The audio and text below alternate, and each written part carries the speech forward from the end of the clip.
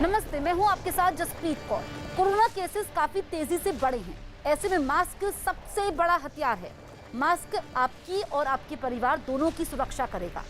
हम आपसे बार बार अपील कर रहे हैं कि आप मास्क पहनिए। जब भी मास्क पहने, सही तरीके से पहने, अपने मुंह और नाक को ढके। इसको लेकर के हमने एक कैंपेन भी शुरू किया है, #मास्क पहनो इंडिया। आप खुद से ये प्रण लीजिए कि जब तक ये महामारी है और आप जहां कहीं भी जाएंगे, आप मास्क नहीं उतारेंगे, क्योंकि देश इस वक्त सबसे मुश्किल दौर से गुजर रहा है। ऐसे में आप मास्क पहनकर इस महामारी से देश को सुरक्षित कर सकते हैं।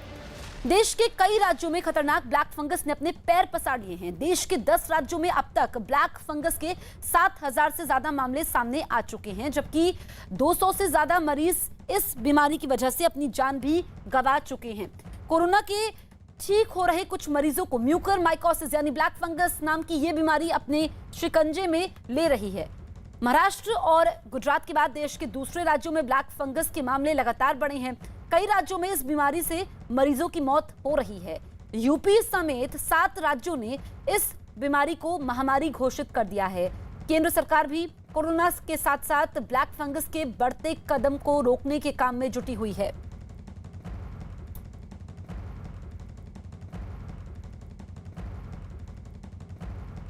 कोरोना महामारी के साथ दहशत फैलाने वाले ब्लैक फंगस यानी म्यूकरमाइकोसिस की बात पिछले कुछ दिनों से कोरोना के मरीजों में ब्लैक फंगस बढ़े हैं और हर कोई इस बीमारी और इसके इलाज को लेकर कंफ्यूजन में है।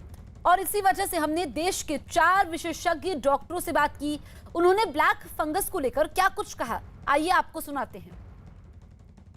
एक तो संक्रमण की वजह से बॉडी वैसे ही वीक हो जाती है। दूसरा, क्योंकि लंग्स पे या बॉडी के ऊपर इन्फ्लेमेशन का इफेक्ट पड़ रहा है, तो हम स्टेरॉइड्स यूज करते हैं। और जिन लोगों में ज्यादा हाई डोज स्टेरॉइड्स यूज किए गए और वो डायबिटिक थे और उनका ब्लड शुगर पूरी तरह से कंट्रोल नहीं हुआ, तो वो उनका इम्यून सिस्टम कम होने की वजह से और शुगर हाई होने की वजह से वो वल्नरेबल हो जाते हैं। इस जो फंगस है जिसको अपॉर्चुनिस्टिक फंगस कहते हैं। It is found in soil, it is found at times in the environment also, but it is not very infectious. It does not cause infections in healthy people. Before COVID, we would occasionally see fungus with this mucormycosis in patients who had poor control of diabetes, who had underlying transplant and were on drugs post-transplant, और cancer patients who are getting chemotherapy. अच्छा, दूसरी चीज, ये बीमारी जो है वो कुछ 2-3 साल पहले सभी पूरे जग में रहती है, पर बहुत कम मात्रा में हम ये केसेस देखते हैं, क्योंकि ये एक फंगल इन्फेक्शन है और ये एक अपॉर्चुनिस्टिक फंगल इन्फेक्शन है। मतलब कि मौका पाने पे ये फंगस जो है वो अपना जो है वो सर उठा लेता है। तो दूसरे देशों में भी ये दिखाई देती हैं, बट बहुत कम मात्रा में। और इस साल और पिछले साल भी फर्स्ट वेव जब कोविड की हुई थी, उसमें भी हमने कुछ म्यूकरमाइकोसिस के केसेस ज्यादा मात्रा में दिखाई दिए थे। इस साल कोविड केसेस की मात्रा बहुत ज्यादा है कंपेयर टू पिछले साल के वेव में, फर्स्ट वेव में। सेकेंडली, इस बार जो हमारे ड्रग जो हमने दवाइयां दी कोविड में, तरह तरह की दवाइयां आई, वो इफेक्टिव दवाइयां भी आई, लेकिन एट द सेम टाइम हमने कहीं ना कहीं, जैसे हमने जब यूज स्टेरॉइड का किया, और स्टेरॉइड का यूज डॉक्टर्स तो कर ही रहे हैं, और हमने जो कॉमनली देखा है कि जो लोग हैं वो ओवर द काउंटर जाके स्टेरॉइड का यूज अपने आप भी कर रहे हैं। ये बहुत ही कॉमन हमें देखने को मिला कि लोग अपने से स्टेरॉइड यूज कर देते हैं, स्टेरॉइड को लंबा खींच देते हैं, लंबा देर तक देते हैं, और ये ऐसा स्टेरॉइड है जो बॉडी की इम्यूनिटी बहुत ही नीचे लेके आ जाता है। ब्लैक फंगस यानी म्यूकरमाइकोसिस के बढ़ते मामलों के बीच केंद्र सरकार ने राज्य सरकारों को चिट्ठी लिखकर फंगल इन्फेक्शन रोकने के लिए कदम उठाने की अपील की है। स्वास्थ्य मंत्रालय की तरफ से राज्यों और केंद्र शासित प्रदेशों को कहा गया है कि वो इन्फेक्शन रोकने और इससे बचाव के लिए अपनी तैयारियों की समीक्षा करे, साथ ही अस्पतालों में सफाई और सैनिटाइजेशन की भी समीक्षा करे। चिट्ठी में सभी राज्य सरकारों से कहा गया है कि एक हॉस्पिटल इन्फेक्शन कंट्रोल कमेटी बनाएं और संस्था के हेड को इसका अध्यक्ष बनाएं। इन्फेक्शन से बचाव और कंट्रोल के लिए एक नोडल ऑफिसर बनाने का भी सुझाव दिया है, जो माइक्रोबायोलॉजिस्ट या फिर सीनियर इन्फेक्शन कंट्रोल नर्स हो सकती है। साथ ही हॉस्पिटल में इन्फेक्शन प्रिवेंशन कंट्रोल प्रोग्राम बनाने और उसे लागू करने के लिए भी कहा गया है।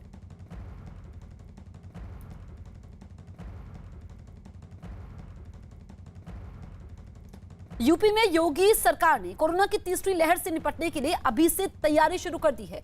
तीसरी लहर में खासतौर पर बच्चों को ज्यादा खतरा बताया गया है, जिसको देखते हुए बच्चों के इलाज के लिए जिला स्तर पर अस्पतालों में विशेष तैयारी की जा रही है। जिला अस्पतालों में बच्चों के लिए अलग से बेड बनाने की तैयारी शुरू हो चुकी है। इसके अलावा बच्चों के लिए अलग आईसीयू भी बनाए जा रहे हैं। इसके अलावा यूपी सरकार ने निगरानी के लिए डॉक्टरों की एक कमेटी भी बनाई है।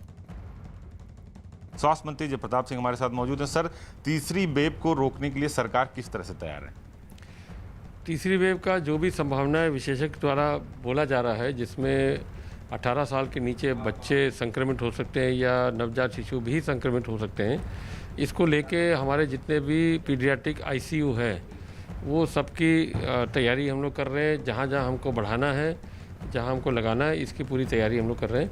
ये सर्वाधिक हमारे मेडिकल कॉलेजेस में रहेगा, उसमें 100 बेड के पीडियाट्रिक आईसीयू रहेगा और जिला अस्पतालों पर 20 से 25 बेड का रहेगा। और पूरी यूपी के सभी अस्पतालों में बच्चों के लिए अलग से बेड बनाया जा रहा है, वार्ड बनाया जा रहा है? हाँ, नहीं देखिए, पीडियाट्रिक आईसीयू तो काफ़ी हमारा बना भी है पहले से।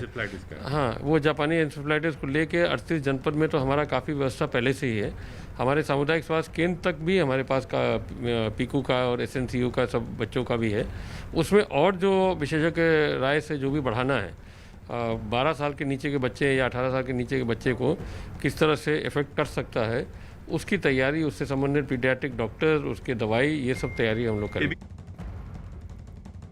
को पहले से भी ध्यान दे रहे हैं, जिसमें हम लोगों ने गोरखपुर की सहजनवा तहसील में और कुशीनगर में स्वर्णप्राशन, इसके अलावा प्रदेश के राजकीय आयुर्वेदिक कॉलेज 8 हैं, जहाँ पर हम विगत वर्षों में स्वर्णप्राशन जो है बच्चों को संस्कार कराया था, यानी स्वर्णप्राशन दिया था। अब ये तीसरी वेव के लिए आयुष विभाग से हम लोग विचार कार्य योजना एक तैयार कर रहे हैं, जिसमें स्वर्णप्राशन के साथ साथ जो हमारे पास है, जैसे ब्राह्मी है, शंखपुष्पी है, वचा है, गुड़ची है, अश्वगंधा है, तो ये जो है बच्चों के मानसिक विकास का भी वो करती है, इम्यूनिटी बूस्टर भी है और शारीरिक विकास भी करती है। मध्य प्रदेश के मुख्यमंत्री शिवराज सिंह चौहान ने इस बात का दावा किया कि वो कोरोना को काबू करने के हालात में पहुंच गए हैं, लिहाजा प्रदेश में 1 जून से अनलॉक शुरू किया जाएगा। आंकड़ों का हवाला देते हुए शिवराज सिंह ने बताया कि एमपी में संक्रमण दर 5% से नीचे पहुंच गई है और रिकवरी रेट 90% से ऊपर हो गया है।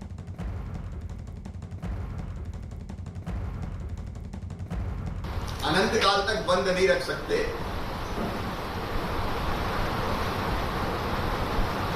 दुनिया भी हमको चलानी है, इसलिए हम अपनी स्ट्रेटजी पर विचार करके, क्योंकि 1 जून से हमको धीरे धीरे अनलॉक करना है। दिल्ली सरकार की तरफ से जारी आंकड़ों के मुताबिक दिल्ली में आज कई जगहों पर वैक्सीनेशन का काम बंद हो जाएगा। दिल्ली सरकार के मुताबिक आज से 18 साल से 44 साल वालों को वैक्सीन लगाने का काम बंद करना पड़ सकता है। दिल्ली सरकार का कहना है कि उनके पास कोवैक्सीन का स्टॉक तो 1 हफ्ते से खत्म है ही और अब कोविशील्ड का स्टॉक भी सिर्फ आज भर का ही बच गया है। ऐसे में 18 से 44 साल वालों को टीका लगाना संभव नहीं होगा। दिल्ली सरकार ने दावा किया कि 18 से 44 साल वालों के लिए 99 स्कूलों में 368 वैक्सीनेशन सेंटर बनाए गए थे, जिनमें 150 से ज्यादा सेंटर बंद हो गए और अगर आज शाम तक वैक्सीन की नई खेप नहीं मिली तो बाकी के सेंटर भी बंद हो जाएंगे। दिल्ली में वैक्सीन की किल्लत सामने आ रही है। 18 से 44 साल के लोगों के बीच जो वैक्सीन लगती थी उसकी भारी कमी दिल्ली में देखने को मिल रही है। दिल्ली सरकार की तरफ से जारी किए गए आंकड़ों के मुताबिक आज तक की ही वैक्सीन उपलब्ध है। इस वक्त मैं मौजूद हूं पांडव नगर के एक वैक्सीनेशन सेंटर पर, जहां ताला लटका हुआ है। आप देखेंगे कोविड वैक्सीनेशन ये रूम है, यहाँ पर पिछले 3 दिन से वैक्सीन उपलब्ध नहीं है, लिहाजा यहाँ जो 3 साइट्स बनाई गई हैं उन्हें बंद कर दिया गया है। आपको बता दें कि ऐसे 99 स्कूल्स में 368 सेंटर्स बनाए गए हैं, जिनमें 150 से ज़्यादा को बंद करना पड़ा है। कोवैक्सीन 1 हफ्ते पहले से ही खत्म है, जबकि दिल्ली सरकार के मुताबिक कोविशील्ड जो वैक्सीन है वो आज तक की है। अगर आज शाम तक वैक्सीन की नई खेप नहीं पहुंचती है तो कोविशील्ड भी उपलब्ध नहीं रहेगी 18 से 44 साल के जो आयु वर्ग के लोग हैं उनके लिए। मैं आपको यहाँ पर दिखाना चाहूँगा 3 सेंटर यहाँ पर बनाए गए हैं। एक ये सेंटर जिसकी तस्वीरें हम दिखा रहे हैं, यहाँ पर आप देखेंगे जो दूसरे सेंटर्स हैं वो वहाँ पर भी ताला लटका हुआ है। आप तस्वीरों में देखेंगे, ये देखिए ये साइट 1 है, यहाँ पर भी ताला लटका हुआ है। कोरोना का कहर इस कदर हावी हो गया है कि लोग अब आपस में लड़ते नजर आ रहे हैं।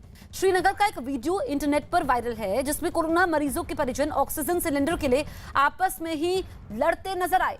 बताया गया कि ऑक्सीजन नहीं मिलने पर एक पक्ष के लोगों ने ऑक्सीजन सिलेंडर से भरी एक गाड़ी को जबरन ले जाने की कोशिश की, जिसका दूसरे पक्ष ने विरोध किया और इसी बात पर वहां मारपीट हुई। ये घटना श्रीनगर के SMHS अस्पताल के बाहर की है। इस बीच वहां काफी देर तक हंगामा होता रहा। और अब बात उन लोगों की जो हमारे और आपके लिए अस्पतालों में संघर्ष कर रहे हैं। PPE किट पहनकर बिना कुछ खाए पिए 8-9 घंटे ड्यूटी करने वाली मेडिकल टीम के लिए दिल्ली के 5 स्टार होटल अशोक की ओर से खास इंतजाम किया गया है। दिल्ली में एम्स और RML हॉस्पिटल में काम करने वाली मेडिकल टीम के लिए 5 स्टार रसोई में हर रोज पौष्टिक और स्वादिष्ट खाना तैयार होता है। Hotel Ashok corona warriors medical team के लिए हर रोज 500 थालियां तैयार करता है।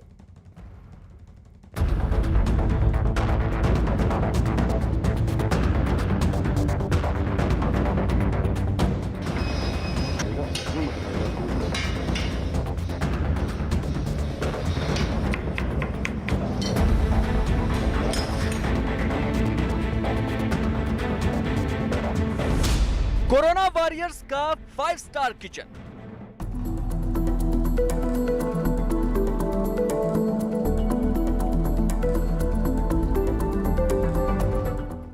जनमानस के सहयोग से उसी प्रकार के परिणाम को फिर से लाने में सफलतापूर्वक आगे बढ़ रहा है। उत्तर प्रदेश जिसके बारे में विशेषज्ञों ने ये राय व्यक्त की थी कि 25 अप्रैल से 10 मई के बीच में उत्तर प्रदेश में 1 लाख केस प्रतिदिन आएंगे, उत्तर प्रदेश की स्थिति अनियंत्रित हो जाएगी।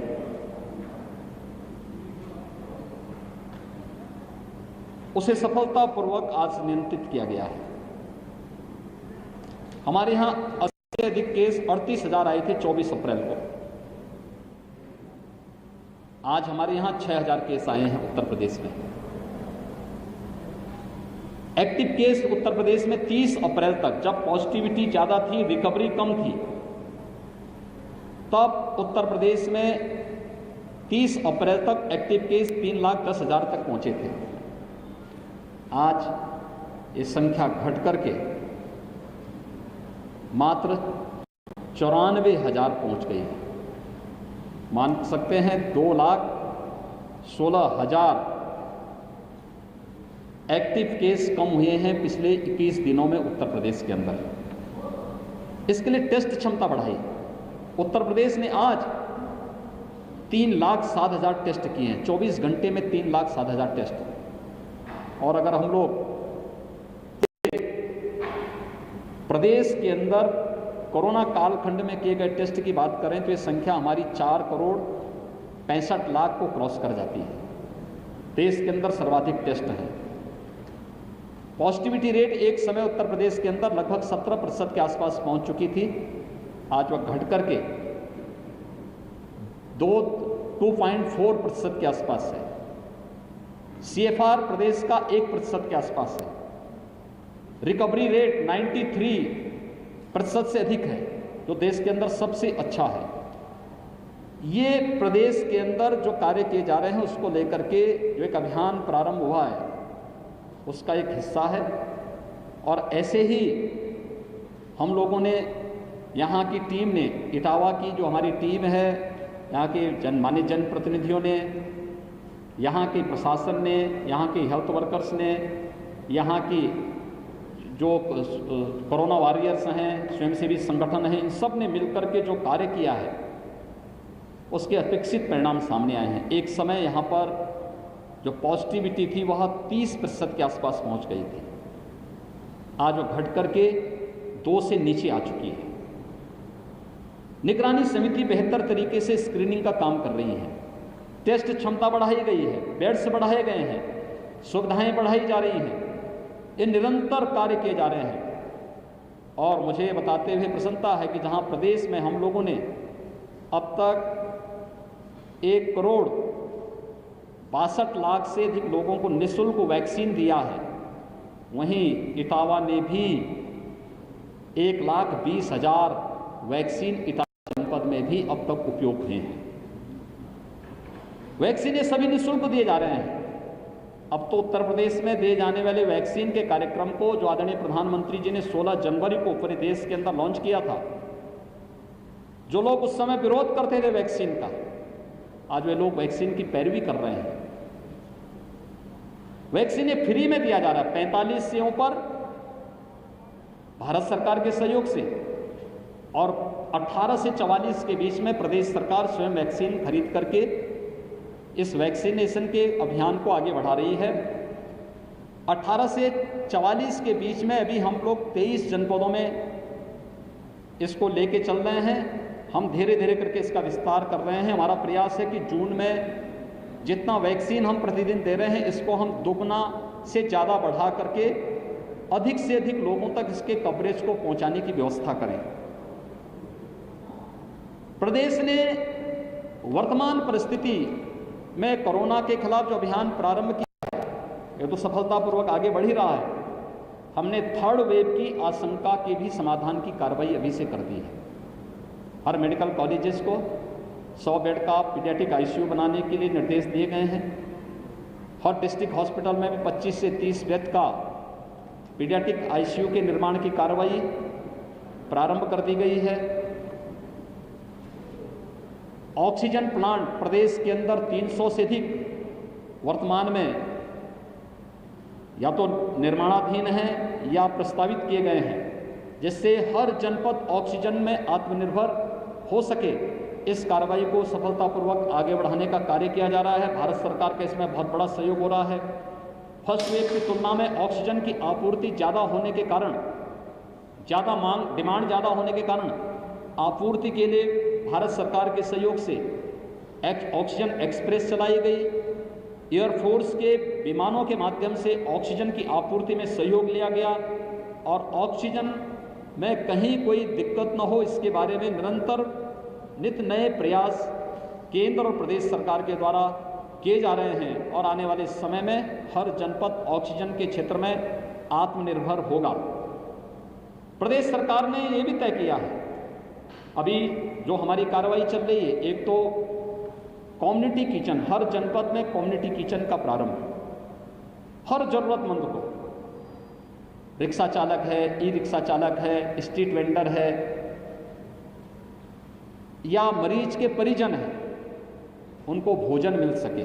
मरीजों का उपचार निःशुल्क है। जो सरकारी हॉस्पिटल में या सरकार के द्वारा टेक ओवर किए गए हॉस्पिटल है, वहाँ पर निःशुल्क उपचार की, भोजन की व्यवस्था हर पेशेंट को उपलब्ध कराई जा रही है। लेकिन जो हॉस्पिटल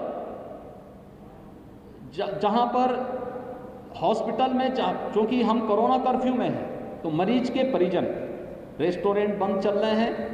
एक बात कहिए, हर प्रशासन को निर्देशित किया गया है कि मरीज के परिजनों की भी व्यवस्था कम्युनिटी किचन से कम 2 समय का भोजन की व्यवस्था उन लोगों के लिए जरूर हो।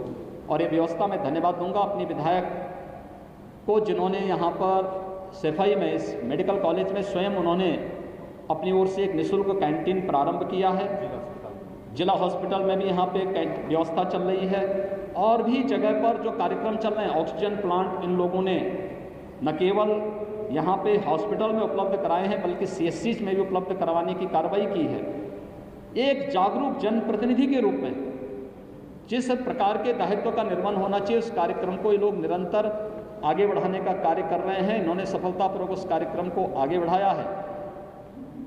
केंद्र सरकार के द्वारा प्रधानमंत्री गरीब कल्याण पैकेज के अंदर मई और जून में हर व्यक्ति को, हर गरीब जरूरतमंद को निःशुल्क खाद्यान्न वितरण की व्यवस्था 20 मई से प्रारंभ हो गई है।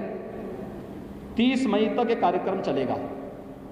मई प्रथम सप्ताह में हम लोग प्रदेश सरकार के द्वारा भी निःशुल्क खाद्यान्न हर एक जरूरतमंद को 15 करोड़ से अधिक लोग उससे लाभान्वित होंगे। 3 महीने तक ये व्यवस्था हम पहले चरण में लेने जा रहे हैं। जून, जुलाई और अगस्त में हर जरूरतमंद को ये भोजन निःशुल्क खाद्यान्न ड्राई राशन उपलब्ध करवाने का कार्य होगा। इसके साथ ही सरकार ने ये भी तय किया है उस हर जरूरतमंद को, जो जरूरतमंद स्ट्रीट वेंडर है, रिक्शा चालक है, ई रिक्शा चालक है, कुली है, पल्लेदार है, नाऊ है, धोबी है, मोची है, या इस प्रकार की जो एक कैटेगरी है जिन लोगों को जो डेली कमाते हैं उनके उसी से व्यवस्था चलती है, उन लोगों को भी हम लोग न केवल राशन बल्कि भरण पोषण भत्ता भी उनको जून माह में उपलब्ध करवाने की कार्रवाई। श्रमिक हैं, लगभग 2 करोड़ लोग इससे लाभान्वित होंगे। श्रमिक और इन सभी को, श्रमिक वर्ग को, संगठित और असंगठित क्षेत्र के श्रमिकों को पहले से सामाजिक और स्वास्थ्य की गारंटी सरकार ने उपलब्ध करवाई है। हर एक श्रमिक को 2 लाख, दुर्घटना होने पर 2 लाख की उनको सामाजिक सुरक्षा की गारंटी और 5 लाख रुपए का उनके लिए स्वास्थ्य बीमा का कवर उपलब्ध करवाने की कार्रवाई सरकार ने पहले उपलब्ध कराई है। वर्तमान में उनको ये सुविधाएं अतिरिक्त प्रदान की जा रही है। सरकार ने तय किया है कि जून प्रथम सप्ताह में हम लोग प्रत्येक जनपद में, अभी हम लोगों ने जो अलग अलग कैटेगरी को हमने लिया था, पहले चरण में आपने देखा होगा 16 जनवरी से जब एक कार्यक्रम प्रारंभ हुआ था, हेल्थ वर्कर को हम लोगों ने पूरी तरह वैक्सीनेट करने की कार्रवाई की थी। इसके बाद कोरोना वॉरियर्स को लिया था, फिर 60 वर्ष के ऊपर के लोगों को लिया था, फिर 45 वर्ष से ऊपर के लोगों को 1 अप्रैल से प्रारंभ हो गया था। हम लोगों ने अभी 18 प्लस की वैक्सीन के कार्यक्रम को 1 मई से प्रारंभ किया और इसके बाद हम लोगों ने जब पहले चरण में 9 जनपद में, फिर इसको बढ़ा करके 18 जनपदों तक हम लोगों ने पहुंचाया, फिर 23 जनपदों तक हम लेकर के गए। हम लोगों ने इसके साथ ही यह भी जोड़ा कि हाईकोर्ट की दोनों बेंच में, हाईकोर्ट की लखनऊ बेंच और इलाहाबाद हाईकोर्ट, वहाँ पर न्यायिक अधिकारियों को और उनके वहाँ जुड़े हुए जो कर्मचारी हैं उनके और उनके परिवार के लोगों को वैक्सीन की कार्रवाई, और मीडिया के लिए भी हम लोगों ने 2 जगह, एक नोएडा में और दूसरा लखनऊ में सूचना भवन में, उनको वैक्सीन देने की कार्रवाई वहाँ पर दोनों जगह सफलतापूर्वक संचालित हो रही है। सरकार का अगला कदम है कि हर एक जनपद में हम न्यायिक अधिकारियों को और मीडिया को भी वैक्सीन देने के लिए अलग सेंटर उनके लिए बनाएंगे। जहाँ न्यायिक अधिकारी रहते हैं वहाँ पर हम लोग उनके लिए, जहाँ observation waiting area, observation area होगी या उनकी डिस्पेंसरी होगी, वहाँ पर उस प्रकार की सुविधा क्रिएट करके ये सुविधा वहाँ पर उपलब्ध वैक्सीनेशन की कार्रवाई को जोड़ेंगे। जहाँ पे प्रेस क्लब होगा या प्रेस क्लब नहीं होगा तो किसी अन्य सार्वजनिक स्थान पर जहाँ वेटिंग और ऑब्जर्वेशन एरिया देंगे, वहाँ पर इस वैक्सीनेशन के कार्यक्रम को भी हम युद्ध स्तर पर आगे बढ़ाएंगे, जिससे 3rd वेव आने के पहले हम लोग इन लोगों को तो हम पूरी तरह वैक्सीनेट कर ही सकें, लेकिन साथ साथ ये भी व्यवस्था की जा रही है कि हम चिन्हित करेंगे कि 10 वर्ष से कम उम्र के जितने बच्चे हैं उनके माँ बाप को भी हम वैक्सीन से आच्छादित करने की कार्रवाई कर सकें और 3rd वेव के पहले एक सुरक्षा कवच हर एक परिवार को भी उपलब्ध करवाने का कार्य कर सकें। सरकार की ये कार्रवाई वर्तमान में चल रही है। इटावा के अंदर यहाँ पर हमारे जनप्रतिनिधिगण, यहाँ का प्रशासन, स्वास्थ्य विभाग, सभी लोग मिलकर के एक टीम भाव के साथ काम करते हुए कोरोना की 2nd वेव को, जिसके सामने दुनिया की बड़ी बड़ी ताकतें पस्त होती हुई दिखाई दी, लेकिन वहाँ पर यहाँ के सभी लोगों ने मिलकर के इस कार्रवाई को शासन के साथ मिलकर के पूरी मजबूती के साथ आगे बढ़ाया है। और मेरा विश्वास है कि 2nd वेव पर हम पूरी तरह नियंत्रण करने में इस महीने के अंत तक काफ़ी हद तक सफल हो जाएंगे। हम इसके साथ ही 3rd वेव की भी अभी से हमारी पूरी तैयारी है और उसको भी हम सफलतापूर्वक आगे बढ़ाएंगे। मेरी आप सबसे भी अपील है, हम प्रत्येक नागरिक को कोरोना के प्रोटोकॉल का पालन करने के लिए प्रेरित करें, जागरूक करें। ये इस मुफ्त में वैक्सीन के प्रति लोगों को जागरूक भी करें कि हर ये वैक्सीन सुरक्षा का एक कवच है, हर एक व्यक्ति को सुरक्षा कवच दे सकता है। हम वैक्सीन लगाने में परहेज न करें, बल्कि हर व्यक्ति वैक्सीन लगाएं। मुझे प्रसन्नता है कि इटावा जनपद में अब तक 1,20,000 से अधिक लोगों ने वैक्सीन लिया है और लोगों में इसके प्रति जागरूकता है। ग्रामीण क्षेत्र में भी CSCs को यानी कॉमन सर्विस सेंटर को रजिस्ट्रेशन का केंद्र बिंदु बना करके हम इस कार्रवाई को आगे बढ़ाने का कार्य करेंगे। धन्यवाद। तो यूपी के मुख्यमंत्री योगी आदित्यनाथ को आप सुन रहे थे, उन्होंने कहा कि कोरोना की दूसरी लहर पर काफी हद तक उत्तर प्रदेश ने काबू पा लिया है। उन्होंने कहा कि जो पहले अप्रैल के महीने में संक्रमण दर थी वो लगभग 17% थी, जो अब नीचे गिरकर 2.4% हो गई है और दूसरी तरफ रिकवरी रेट भी 93% है और काफी संख्या में लोग ठीक होकर घर भी गए हैं और जो एक्टिव केसेस की संख्या है यूपी में वो भी काफी कम है। इसके बाद ही उन्होंने कहा कि वो हर व्यक्ति को वैक्सीन लगाने का लक्ष्य रख रहे हैं और जो तीसरी लहर है वो दिसंबर तक आने की संभावना है। ऐसे में उससे पहले हर शख्स को वैक्सीन लगे, इसके लिए तैयारियां तेज कर दी गई हैं। और अब बात उन लोगों की जो हमारे और आपके लिए अस्पतालों में संघर्ष कर रहे हैं। पीपी किट पहनकर बिना कुछ खाए पिए 8-9 घंटे ड्यूटी करने वाली मेडिकल टीम के लिए दिल्ली के 5 स्टार होटल अशोक की ओर से एक खास इंतजाम किया गया है। दिल्ली में एम्स और RML हॉस्पिटल में काम करने वाले मेडिकल टीम के लिए 5 स्टार रसोई में हर रोज पौष्टिक और स्वादिष्ट खाना तैयार होता है। Hotel Ashok corona warriors medical team के लिए हर रोज 500 थालियां तैयार करता है।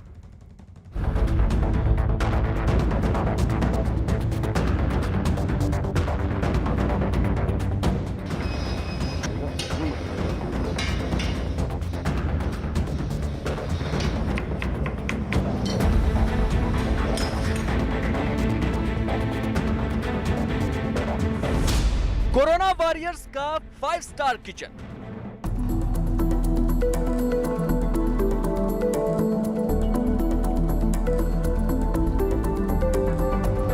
ये वॉरियर्स के लिए सजाई गई खाने की थालियां हैं। पालक और कॉर्न की सब्जी, छोले, चावल, सलाद, अचार और गुलाब जामुन।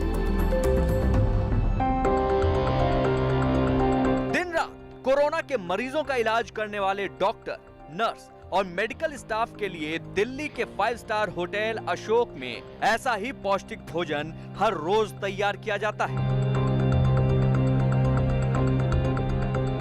ये ITDC का होटल है, यानी कि सरकार के अंतर्गत ही आता है और यहाँ पर कोरोना वॉरियर्स के लिए खाना तैयार किया जा रहा है और इसके बाद 2 अस्पतालों में, दिल्ली के सबसे बड़े 2 अस्पतालों में भेजा जाता है। एम्स और RML। हमारे साथ में अरविंद राय हैं जो अशोक होटल के चीफ शेफ हैं, जो बताएंगे कि किस तरीके से ध्यान रखा जाता है डॉक्टरों के लिए, नर्सेस के लिए या जो स्टाफ हैं अस्पताल के, उनके लिए जो खाना आप लोग बनाते हैं उस पर क्या खास ध्यान रखा जाता है। सर, हमारे लिए बड़े सम्मान की बात है कि हम अपने अशोका होटल से खाना। आपके लिए एक खुशखबरी है और एक बड़ी चिंता है। पहले खुशखबरी बताता हूँ। दिल्ली में कोरोना की रफ्तार काफ़ी कम हो गई है। पिछले 24 घंटों में दिल्ली में केवल 2200 कोरोना के केस आए हैं।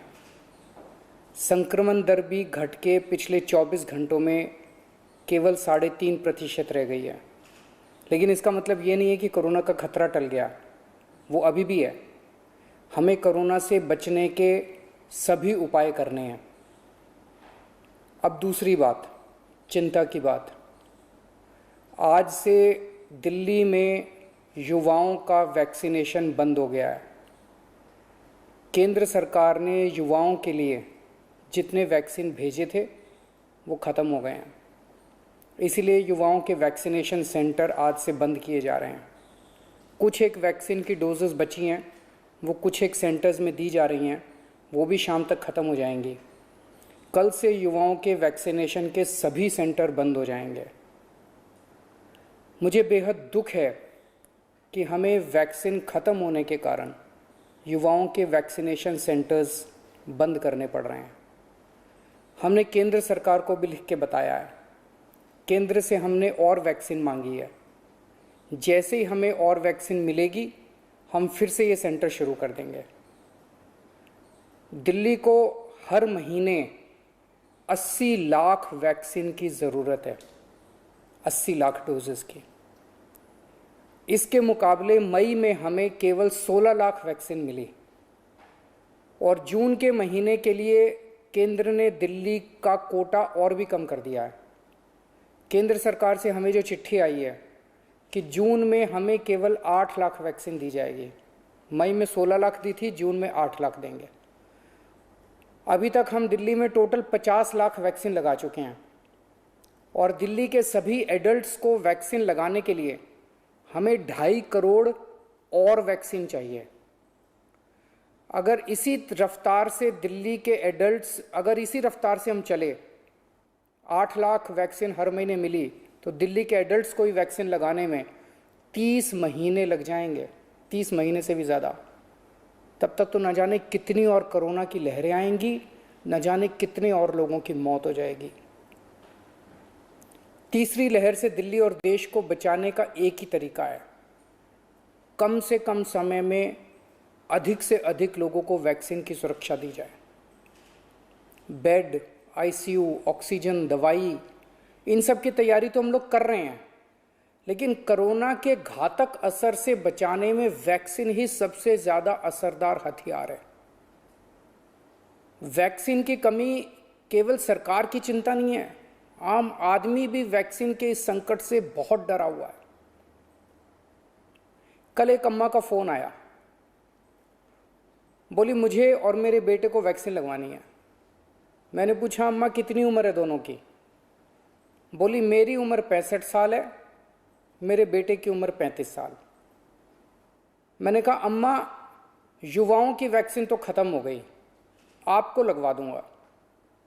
थोड़ा सोच के बोली अच्छा मेरे वाली वैक्सीन मेरे बेटे को लगवा दे, वो नौकरी के लिए घर से बाहर जाता है, मैं तो बूढ़ी हो गई, उसे तो आगे परिवार भी संभालना है, इसलिए उसका सुरक्षित रहना जरूरी है। ये सुन के दिल में बहुत पीड़ा हुई।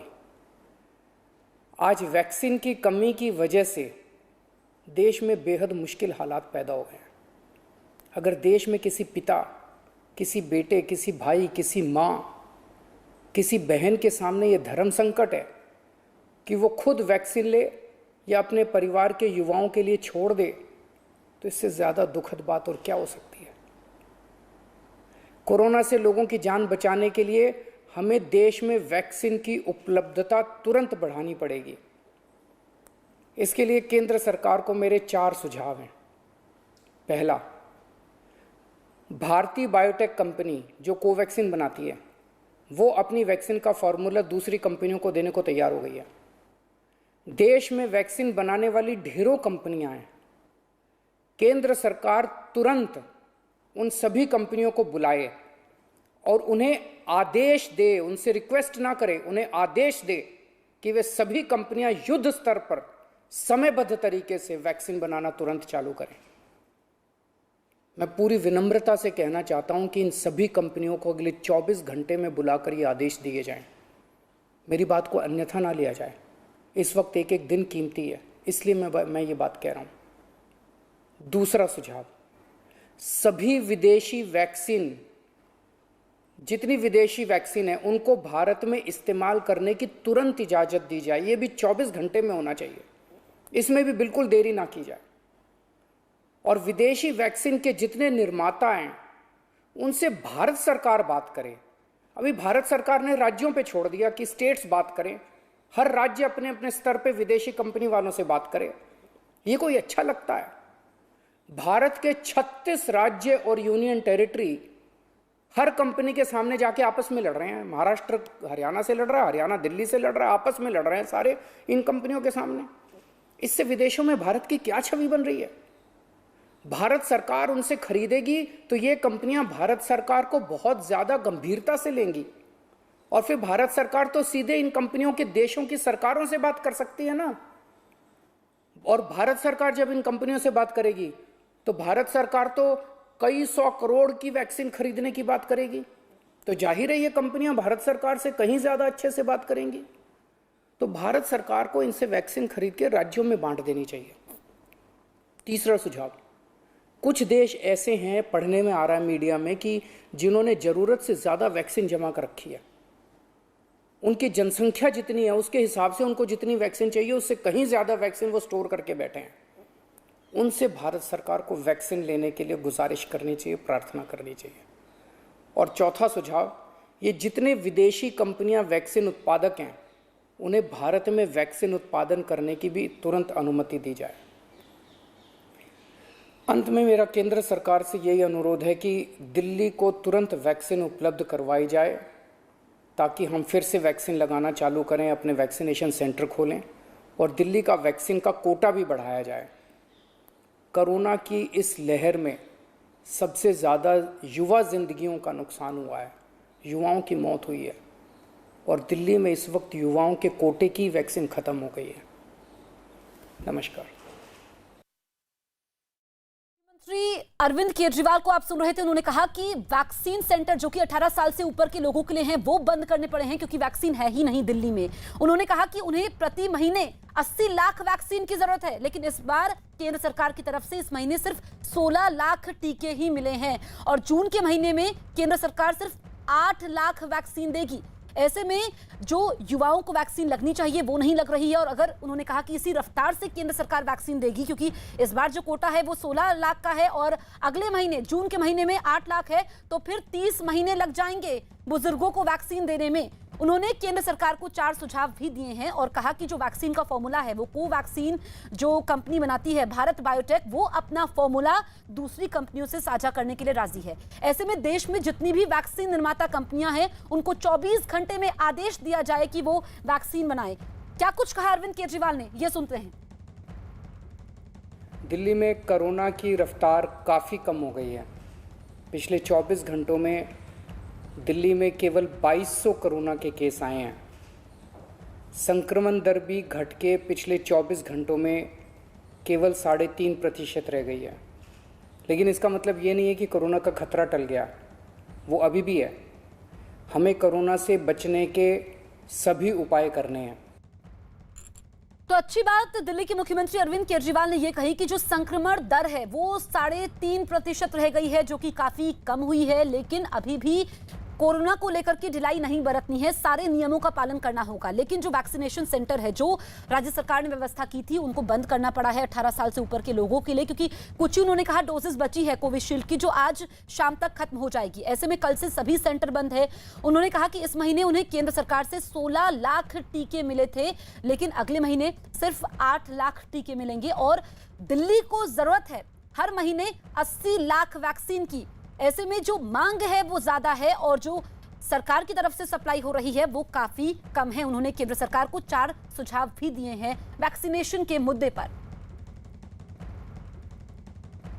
देश भर में कोरोना के खतरे के बीच यूपी से एक राहत देने वाली खबर सामने आई है। 18 साल से 44 साल के बीच के सबसे ज्यादा लोगों को कोरोना वैक्सीन देने के मामले में यूपी देश का पहला राज्य बन गया है। आंकड़ों के मुताबिक राज्य में अब तक 18 से 44 साल के 10 लाख लोगों को वैक्सीन लगाई जा चुकी है। तो वैक्सीन पर यूपी सरकार ने यह दावा किया है कि सबसे ज्यादा टीके लगे हैं 18 साल से ज्यादा के लोगों को, जो कि 1 मई से इसकी शुरुआत हुई थी और अभी तक 10 लाख लोगों को वैक्सीन लग चुकी है। तो यूपी ने अभी तक सबसे ज्यादा वैक्सीन लगाई है 18 से 44 साल के उम्र के लोगों के लिए और उन्होंने कहा कि जो वैक्सीन का प्रोडक्शन है उसको भी दोगुना किया जाएगा ताकि तीसरी लहर से पहले सभी लोगों को वैक्सीन लगाई जा सके। तो 18 साल से ऊपर के लोगों को सबसे ज्यादा टीकाकरण हुआ है। 10 लाख लोगों को यह वैक्सीन लगाई जा चुकी है। जम्मू कश्मीर के पुंछ में सुरक्षा बल ने आतंकवादियों के ठिकाने से हथियार बरामद किए हैं। पुंछ के किरनी सेक्टर में सेना और पुलिस की टीम के एक सर्च ऑपरेशन के समय ये हथियार मिले हैं, जिसमें एक AK-56 राइफल, मैगजीन, 2 पिस्तौल और गोलियां बरामद हुई है। यह हथियार एक गुफा में छिपाकर रखे गए थे। पवन शर्मा हमारे सहयोगी फोन लाइन पर मौजूद है।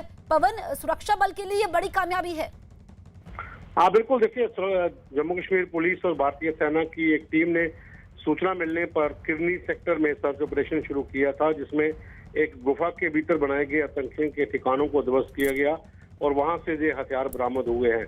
बिल्कुल LOC के पास का ये इलाका है और माना जा रहा है कि सीमा पार से आतंकियों ने इस जगह का इस्तेमाल किया हुआ था और वहां पर ये हथियार छुपा कर रखे थे। ठीक है पवन, तो यहाँ पर सुरक्षा बल को बड़ी कामयाबी मिली है। पुंछ में काफी मात्रा में हथियार मिले हैं। अरब सागर में डूबे जहाज बार्ज P305 में सवार कई लोगों का अब तक पता नहीं चल पाया है। मुंबई के JJ अस्पताल के बाहर ऐसे लोगों की भीड़ जुटी हुई है जो अपनों की तलाश में वहां भटक रहे हैं। पंजाब के रहने वाले बलजिंदर सिंह भी इसी जहाज पर सवार थे, जिनके बारे में कोई भी जानकारी नहीं मिलने से उनके परिजन परेशान दिखाई दिए।